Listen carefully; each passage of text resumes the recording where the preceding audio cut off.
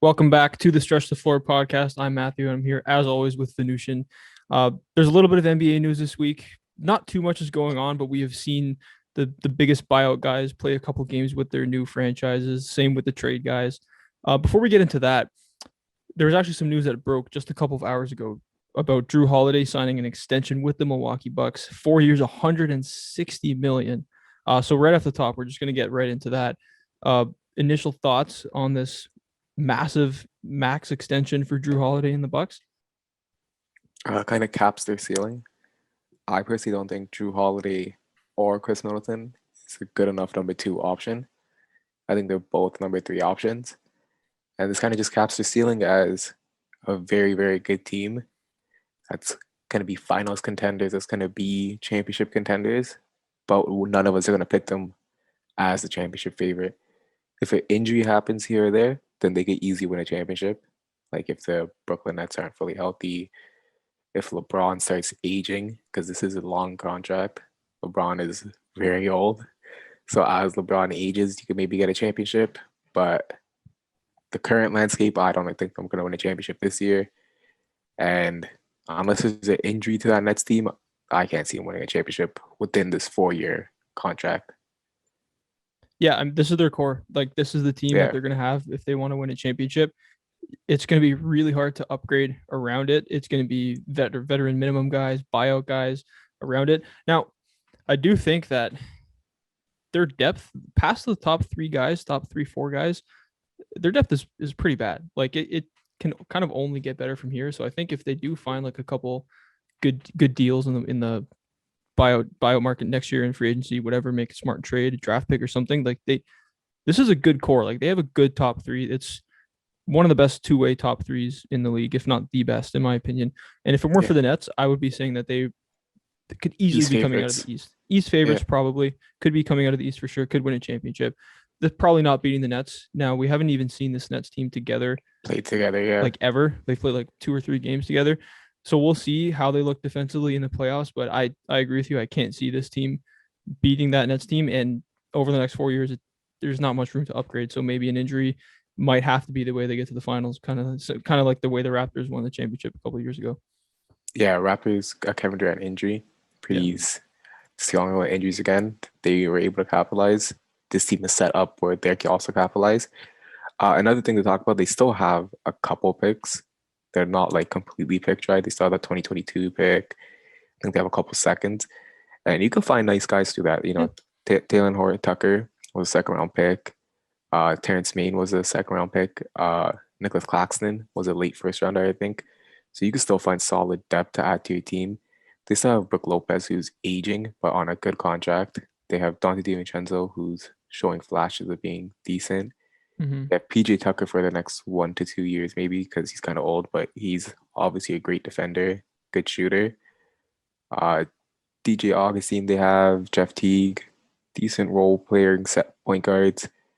Bobby Portis is probably a starter or a closer for them because he's probably going to close over Brook Lopez. So they still have a decent amount of depth. It's just not Brooklyn Nets level.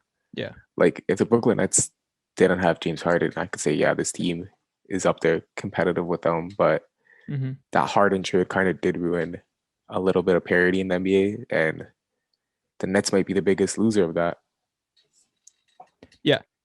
You mentioned they do have a couple of picks left, and I'm just looking at Brook Lopez's contract right now. He's due 13 to 14 million over the next until 2022, 23. So that is a tradable contract. Like that is a contract you can move, touch a couple of picks to get a decent guy. So there is some room to upgrade, but it's not immediately obvious like how that's going to happen. This is their core, and this if they're going to win a chip, it's going to be with this big three. Yeah, and they could also hit it like what I said. If they got like a Claxton, for example, like a Claxton as a player, play that with Brook Lopez, and you can maybe get a 17, 16 million player who's significantly better. Yeah. Like a Bogdanovich that's sitting on Atlanta's bench right now. Yeah. Yeah. Very good point. But it's a big W for Jrue Holiday. I don't think any of us would have predicted him to be making 40 mil a year. Yeah. For 4 years. Big dub for him. It's kind of a necessary move though, that you can't really trade all those picks for him and then not extend him, just lose him in free agency. So necessary move, kind of a necessary evil, if you will, but definitely cap strap for the next 4 years. Yeah, 3 first-round picks. You kind of have to just give him whatever you want because if he Yeah, leaves, you have no picks to trade for another player of that yeah, caliber, and you're in Milwaukee. You're not a real free agent destination, so you had to do what was done. It is what it is kind of yeah, situation. Still a yeah. good team. Still a finals contender. Oh, 100%, 100%. Top 5 team in the NBA, could be a top 3 team in the NBA. Like Yeah. they have that kind of ceiling. All right, I know this is pretty much mostly an NBA podcast, but I think we have to talk about what happened last night. One of the craziest March Madness NCAA games that, in my memory at least, UCLA, uh, not with a ton of first round talent on that team, going up against Gonzaga, Jalen Suggs, Corey Kispert, and those guys down to the wire. Jalen Suggs with a buzzer beater, almost half court off the backboard, game winner. What? How are we feeling about Jalen Suggs and Gonzaga? We just got to talk about him a This little bit, I think. so UCLA was like the hottest team coming into kind of March Madness, and Yeah, in March Madness, they're just hitting all the shots, going crazy. And when we talk about college basketball, it does build on your history and legacy. Like Carmelo Anthony's Syracuse days, yeah, well, he's a winner no matter what happened in the NBA because what he did yeah. in Syracuse was so historic. Kemba Kemba Walker's Walker. Yeah, days in college, he's going to be called a microwave no matter what, even if he came in and wasn't able to score. And those are two good NBA players, but Carmelo Anthony is a Hall of Fame lock, and his Syracuse days are still remembered so fondly. So this is just Jalen Suggs. He's playing out his college basketball days. He's trying to make an actual legacy there, like Carmelo. He's undefeated. If he wins this next game, he's an undefeated champion. Like, and he has a buzzer beater in the final four. Like, he's building his legacy. He's doing everything he can, and he's solidifying himself as that second pick. He's moving over Mobley. He's trying to get that second pick. Cade's kind of run away with the first pick. That's kind yeah, of a lock, but he's going for that second pick. And man, what a game it was! Like that was the what like second best college game we've ever seen. Like that was crazy. yeah. One of the biggest questions about Suggs, he'd be maybe even going one if he shot 40% from three. He shot 30% this year, I believe, in college. Um, his most memorable college moment is a half court buzzer beater game winner three. So that is only going to help his legacy and his draft stock. We're not going to get too much into the draft because we're obviously going to be covering that later. But I think he'd be a Yeah, perfect fit for like the Minnesota, something like that. I think he'd fit like so well into Minnesota. But we're not going to get yeah, too heavy into that right now. yeah. Any place that needs a point guard, Yeah. this is your guy. Yeah. Okay. Talking about lottery picks, it's kind of a painful conversation, but I think we should move on to our team, the Toronto Raptors. Um, in the biggest landslide in recent memory in the Kyle Lowry, DeMar DeRozan era. They've never been this bad. I don't remember the exact record, but I think it was 1-11 over their last 12. They won one game in March, I think. Uh, Yeah, it's been painful, but they had the biggest win of the season of the last 2 or 3 years, I believe, against the Golden State Warriors. They were up by 60 in the fourth quarter, ended up winning by 53 or 54. Where is this team? They're only a game back of the Chicago Bulls for that 10th spot for the play-in, but they they lost to OKC without Dort, without Shea. They got swept this year by the Detroit Pistons. This yeah, this team is in prime position to get a top 7 pick if they decide to go that route. Lowry has some kind of suspicious injury. A foot infection is a little dubious. Fred yeah, VanVleet looks like he's maybe going to miss a couple of games. It could yeah. go either way. They could fight for that 10 spot. They could win that play-in tournament. They could get in and have like a competitive playoff series. They are still that type of team, but they could bottom out and get a top 5 pick. Yeah, I hope they bottom out and get a top 5 pick just because of how good this draft is. Yeah. And also with Kyle Lowry missing 7 to 10 days, with something like if we were actually in a playoff fight, I think he'll be back in more of that Yeah. Yeah. 3 to 5 day range. Fred VanVleet, I don't think he would have missed the game if we had playoff aspirations. I don't think Flynn will be playing as much as he is. Malachi. Yeah, Malachi Flynn, he had a great game Yeah. against the Warriors, but we also won by 54. But he wouldn't be playing as much if we're going for a playoff picture. Chris Boucher got us finally a start against the Warriors. They had no center. It was good to see him start. Yeah, I think this team is just trying to prioritize those 20-year-olds, get Flynn comfortable with being the backup point guard, get Fred VanVleet comfortable being the point guard. Now that Kyle Lowry looks Yeah. like he's out in free agency, get Gary Trent Jr. comfortable with shooting a lot because he just had his career high 31, followed by 24. OG Anunoby telling him to become an 18 to 20 point scorer, telling him to shoot more. Since Hmm. the return from COVID, the COVID protocol situation, he scored 15 plus in all of his games. Siakam telling him that, yo, we got hope for you now. Like, we're not going to let you get the best defender and just get completely destroyed while the rest of the team watches you do spin moves and then all the media just hates on you. Like, they're trying to, like, actually back up Siakam and be like, kind of a role he was when Kawhi was back on this team, which is like that second role, which he completely is like, that's his best role. Hmm. And they're just kind of experimenting for this, like, team and their roles and getting everybody used to that. It's just they're so bad in rebounding that they're never going to win enough games. Like we Yeah. have Kyle Lowry, who's a good rebounder in his position. Fred, good rebounder in his position. OG, good OG. rebounder in his position. But we didn't have no center. Like Yeah. not even like an average rebounder Yeah. or below average rebounder. We have like the worst rebounding centers. So yeah, they're just gonna give up so much offensive possessions, second chance points, and they're never gonna go on a win streak, in my opinion. Yeah, rebounding was this team's biggest flaw last year with Gasol and Ibaka at the five. With Boucher and Aaron Baines, it is tough to watch a lot of games. They have the talent, like they are as talented, if not more talented, with that playoff experience, more than any other team above them in that 7 to 10 range. But it's Yeah, tough to go on a win streak without rebounders like that, especially with Kyle Lowry and like all these injuries. I am of the mindset, I think we both are, that this team is not going to win a playoff series. If they do, they're not going to win 2 playoff series. yeah. You only have a team like this team is not going to be this bad next year. A core of Fred VanVleet, OG Anunoby, Pascal, and I've been really impressed by Trent on both ends. Yeah. That team's not going to bottom out and be at the bottom 5 seed anytime soon. In my opinion, this is your chance. As much as it's going to suck for the next 20 games, you're not at Yeah. Scotiabank Arena. There are no fans. Kyle Lowry has a semi-legitimate injury, so you can sit him. So does It, Fred VanVleet. Fred VanVleet, let's go for a top 5 pick, get a Suggs, strike the jackpot and get a Cade. Mobley would fit amazing into this team. I think it's time. This team, it's time to shoot for a top 5 pick. Yeah, it's the move to go for it, especially with Bulls. You know, they're 100% gonna give it their all because they traded away Yep. their pick.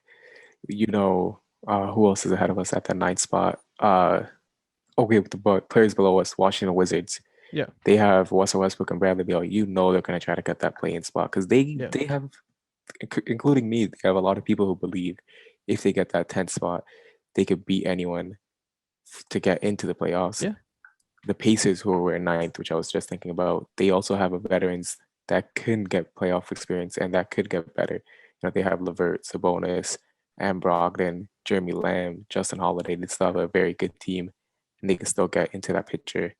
The Hornets are in the fourth seed. They're probably going to slip a lot, and maybe they come out of the thing. I still think they're going to play in spot because of the big lead they have all accumulated. But with Hayward out, LaMelo out, and Malik Monk out, they're definitely going to fall in the rankings.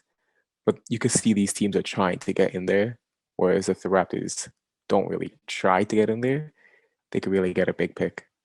Yeah. And add a league average center to this team and add a top 5 pick, like even a Jalen Green looks like he could be a first option in the league. Yeah. This could be like a elite team again, very, very, very soon. Yeah. And it could be a fun team like the Hornets. Like you have that young guy and LaMelo Yeah. for us will be that next top 5 pick. And then you have those veterans, you know, Hayward, Rozier. We have Van Vliet, Pascal Siakam. And like it's a fun team that's young and competitive Yeah. rather than like an old team with like a 35-year-old Kyle Lowry as your main guy Yeah. who is not really going to do a lot for the future. Yeah. Yeah. We're on the same page about the Raptors. All right. Yeah. So moving on from the Raptors, let's touch on some of the buyout guys. Obviously, I don't even know if we've had a chance to react to Aldridge to the Nets and Drummond to the Lakers. We haven't really had a chance to react, but they both played.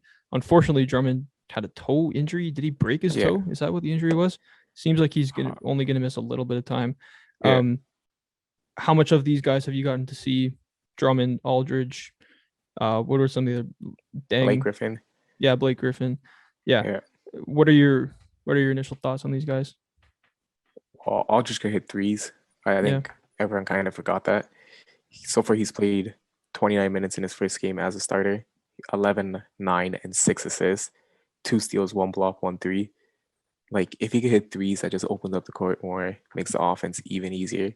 People always say defense, defense, defense. Man, he put a shooting center and a shooting power forward, like a hit corner threes, and then you put Kevin Durant, Kyrie Irving, James Harden with that much spacing. Like, they're gonna score like 200 points easily every single series. He's hit another three there halfway through this game against Chicago. He's hit 1 3, 9 points, 2 rebounds, 1 assist, 2 blocks. He's not a great defender, LaMarcus Aldridge, but he's a better defender than DeAndre Jordan. And we got to talk about Claxton. He's stepping up and becoming a much, much improved defender. He's being able to switch 1 to 5. And when you add a 7 foot tall Kevin Durant with him, and that switchability just improves. And especially James Harden, he's averaging like 8 rebounds this year. He's switching a lot too. He's a very strong 6'6", so he's also being able to play down low as well. And man, with these additions of Aldridge, I just think it's kind of embarrassing if you lose the finals. Like, that's how much I expect them to win the finals. Like, to the point where it's embarrassing if they don't. Yeah. Aldridge, he's not a superstar anymore, but like, no, anyone who says he doesn't have it and he can't score 15, 16 points in a game, any given game, does not know what they're talking about. He can still shoot the three. Like you said, he can shoot. He still has that turnaround post game, all that stuff. Like, you could bring him off the bench, and I think putting him in the starting lineup would probably be the best option, because you're going to have 2 of those guys on the floor at all times, the big 3 on Brooklyn. And Aldridge is going to get so many open looks, so many chances to attack like mismatches and stuff like that. He's going to eat. There's going to be a couple of playoff games where he has like 20, 23, 24, 25 points, and he could be the difference maker in a couple of playoff games. That's definitely the most impactful buyout addition, in my opinion. Yeah, and like, we also remember they also have Joe Harris too on the team, who's probably the 4th best player, who could put up 20 points any given night. Now that there's so much space around him, that if you're gonna double off someone, like, it's gonna be off of Aldridge, Joe Harris, or Blake Griffin. It's not gonna be off of a Kyrie, KD, or James Harden. So these guys just could shoot threes, hit that open shot, and they could have 20 points any given night. Yeah, and Aldridge is scoring like, it's only been 2 or 3 games, granted, but he scored like 12, 13, 14 points, hitting a couple of threes, only playing with Kyrie. His first game was only with Kyrie. Harden missed that game. Durant has still been out since mid-February.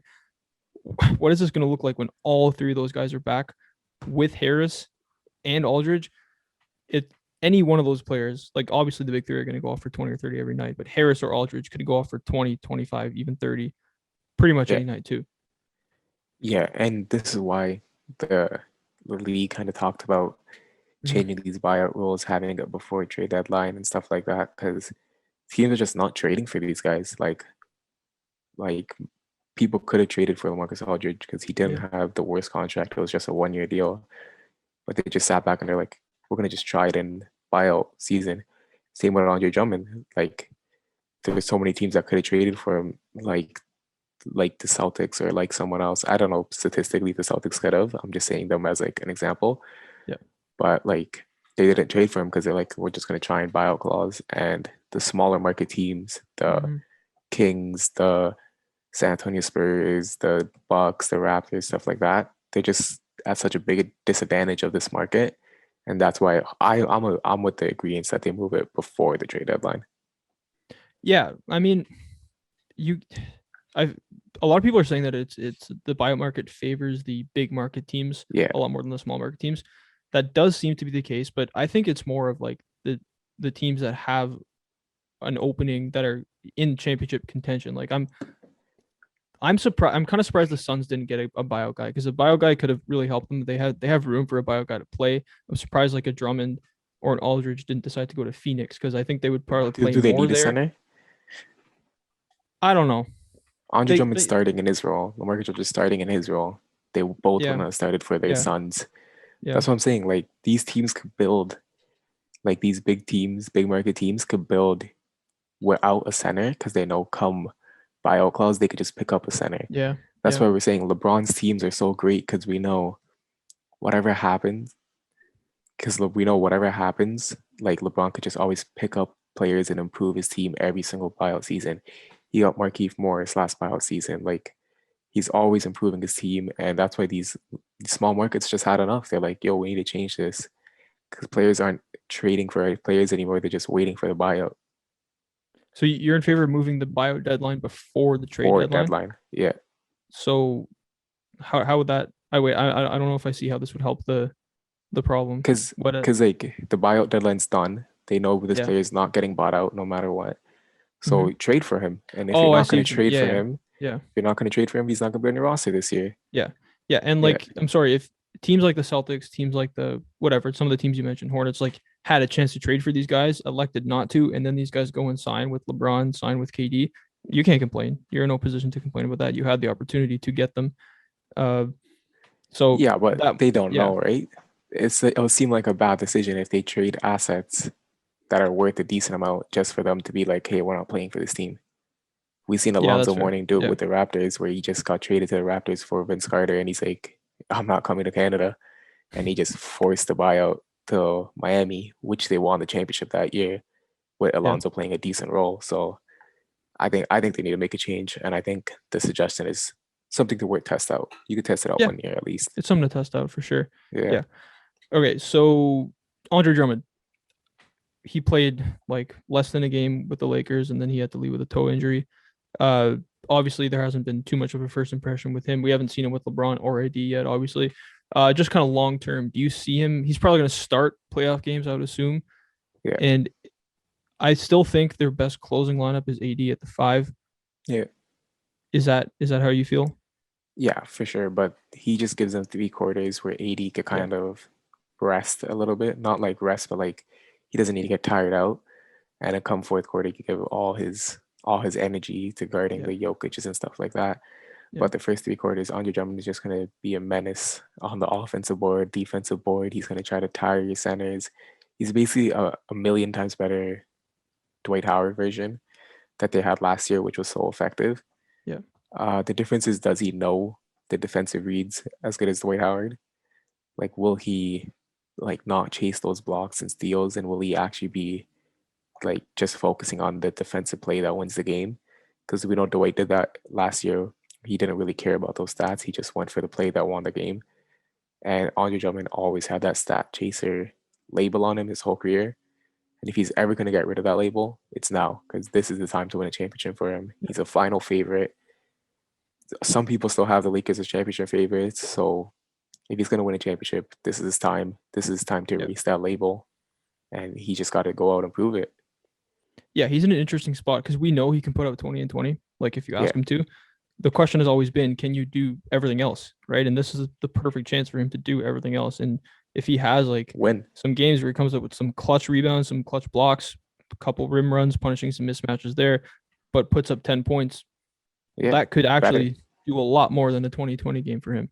I Yeah. I agree that he is going to start. Probably that's their best option to start. Just 3 quarters of just rebounding and just killing people on the glass. But can I'm kind of picturing him coming off like when LeBron and AD come off and the defense is kind of like, okay, finally we get a break. Andre Drummond comes on, he's like 7'1", 280 or whatever.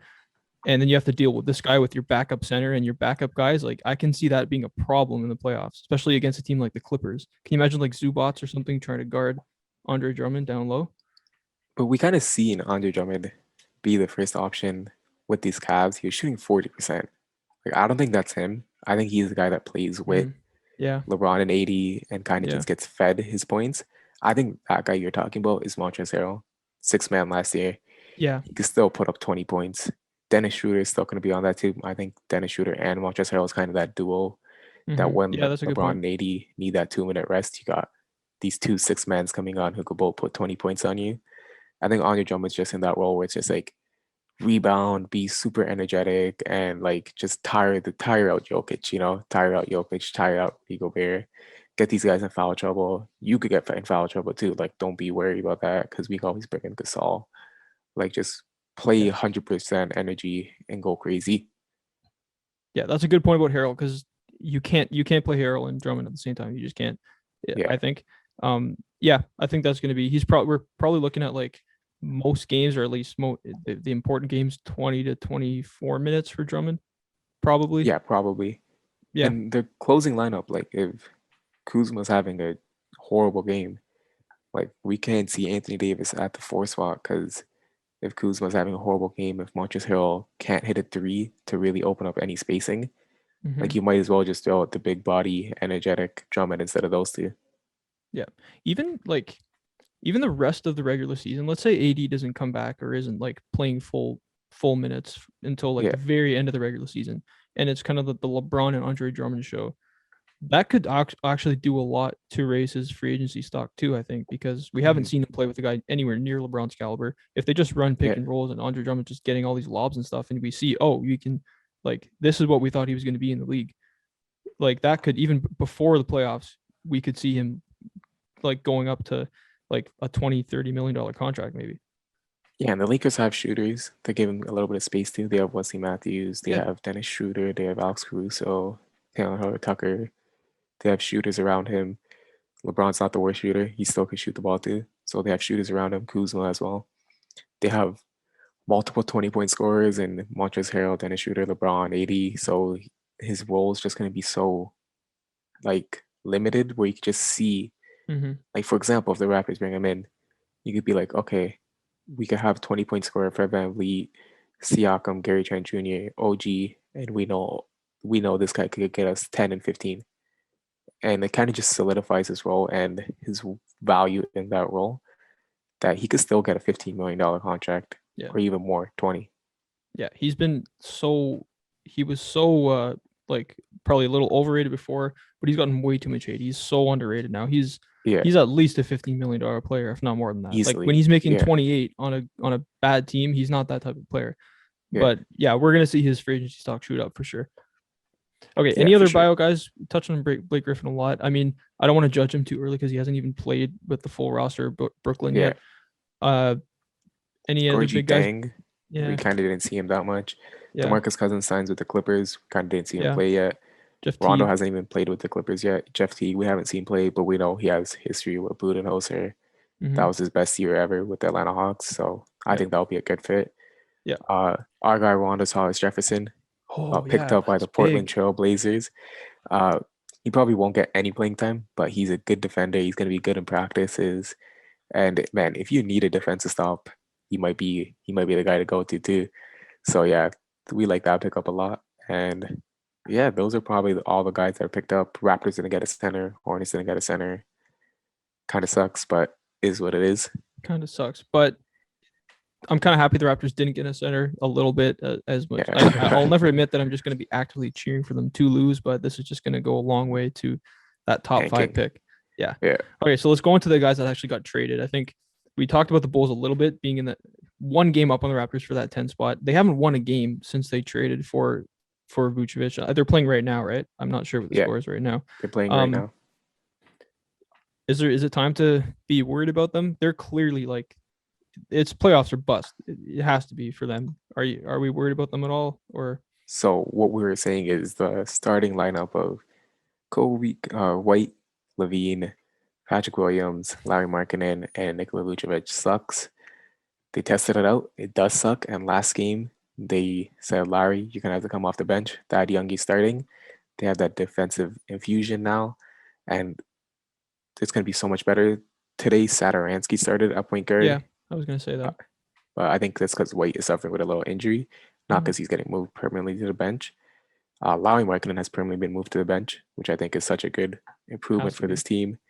And yeah, now that Zach LaVine also missed the game and he wasn't the same because of that ankle injury, but now he's getting into his groove, 14 points. Satoransky's looking huge right now, 16 points, 10 assists in the third quarter.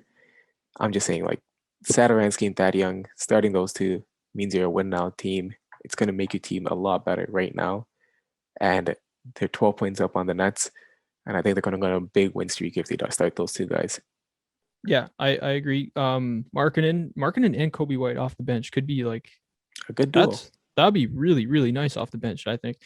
Can you get enough offense with Vucevic and Levine basically as the only like go-to offensive players in that starting lineup? Thad Young doesn't do a ton offensively. Satoransky can. Patrick Williams He's a is playmaker. he's a good playmaker. Satoransky has shown Williams has shown flashes of being a good offensive role player, but that's a good point because maybe you start games like that with that more defensive lineup with those two guys in there, and then if you need a bucket, you bring in Kobe White. He's just kind of a microwave instant bucket off the bench. Yeah, they have a lot of options, and you're right, they're in win now mode. They I don't want to play them in the play-in game if I'm The Indiana, Pacers. the Pacers, even if the Celtics Yeah. are down there. I don't want to play them in that game. Yeah, I think they definitely could beat Hornets if they get the Hornets slide Yeah. to the 8th seed. I honestly favor them over the Pacers, who are right now their Really? ninth seed competitor in the play-in. Yeah. I don't wonder what this means for Larry Markkanen's restricted free agency. He's getting 15 to like 25 minutes a game. He's not really scoring a lot. So maybe this is it for Larry Markkinen in a Bulls jersey. Mm-hmm. So it's going to be interesting come this team when they get more experience and they're closer to the play-in time because they're just going to get better and better. Daniel Tice is playing good for them too. He's getting 8 points, good efficiency. He hit 2 threes. Yeah, he's actually the sixth man getting the most minutes off the bench right now. So, man, they're a pretty good team, and I think they're just going to need a little bit of time to fix out the playbook, learn everything, and get these rotations right. I think they should be a play-in team that's going to win the play-in, and that's going to beat the Hornets and get that 8 seed and verse the Nets in the first round. Yeah, and Vucevic and Levine going up against the Nets. It's probably a sweep. I give him one game. I think they could take one game. I give Levine one game. Yeah, and if the Celtics, I mean, even if the Celtics are in that play-in, like the Bulls might be my favorite team. They might be my favorite team in that play-in still. Yeah, and you mentioned RFA. RFA is going to be really interesting this year with Lonzo Ball, Lauri Markkanen. Yeah, I'm probably forgetting someone else, but it's coming up. This could be in the Markkanen, and maybe they don't even need him if he's not on the starting lineup anymore. Yeah, for sure.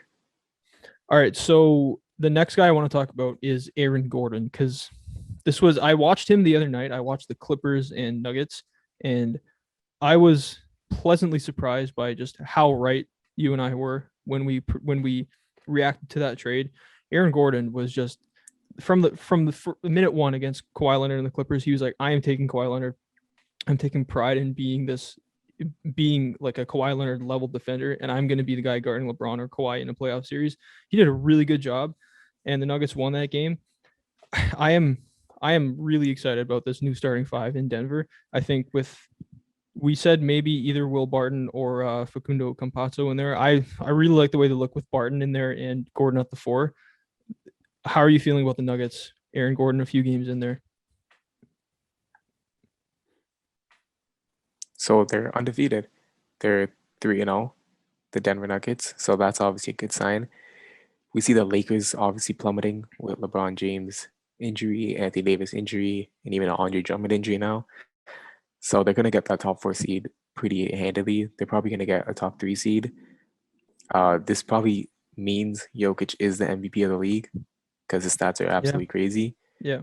I like the assist. If you look at last game, obviously his first 2 games, he was kind of learning the playbook. He was only getting 21 minutes, 25 minutes.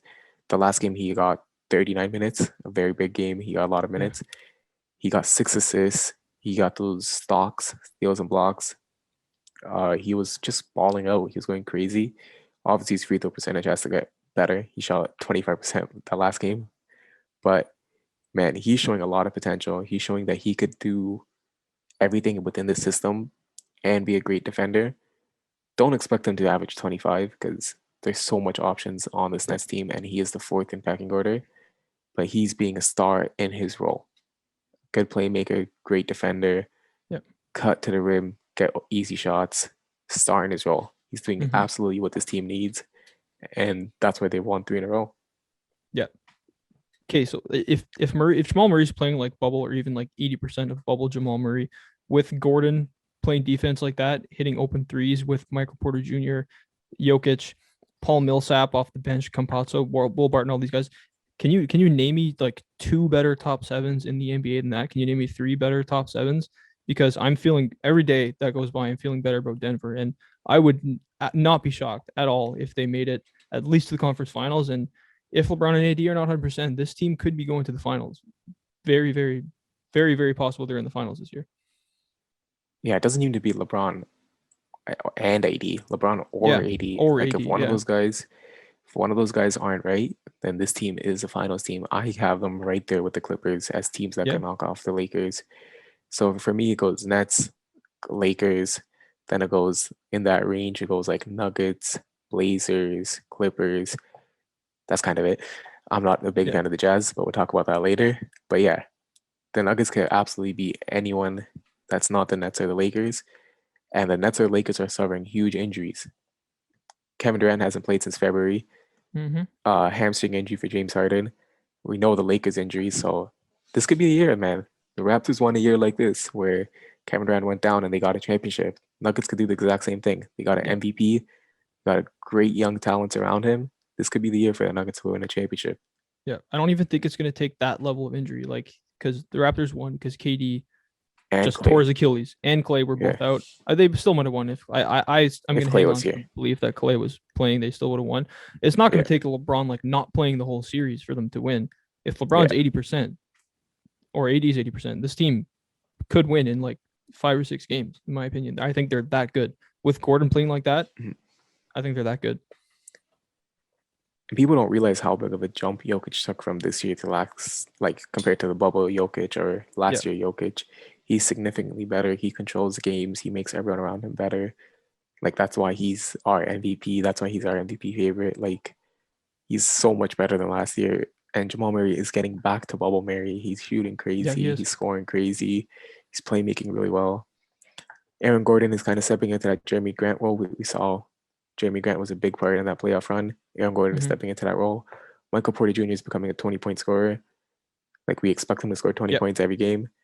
Monty Campazzo. Morris, Campazzo, Will Barton, Paul Yep. Millsap, Paul Millsap's coming JaMychal off the bench Green, now. JaMychal Green, JaVale McGee. They have a bench. They Yep. have players around them. Man, this is a championship level team. Same with the Yep. Bucks and Yep. Sixers. Yeah, and Gordon is filling that Jeremy Grant role, but like Gordon's better suited to guard like a LeBron Kawhi type than him. He's Yeah, got like 25 pounds on Jeremy Grant. yeah, Grant's a great defender, but he's smaller, and the rebounding is going to be better. Rebounding was an issue against the yeah, Lakers. Like the Lakers out rebound every team, but especially against the Nuggets. You're right. This team is much more improved and well rounded than last year, and we could definitely be seeing them in the finals. yeah. And they're respected now too because Yeah, he's a MVP level player. Murray's an all-star level player, which means some of the calls that we were complaining about last playoffs, good point.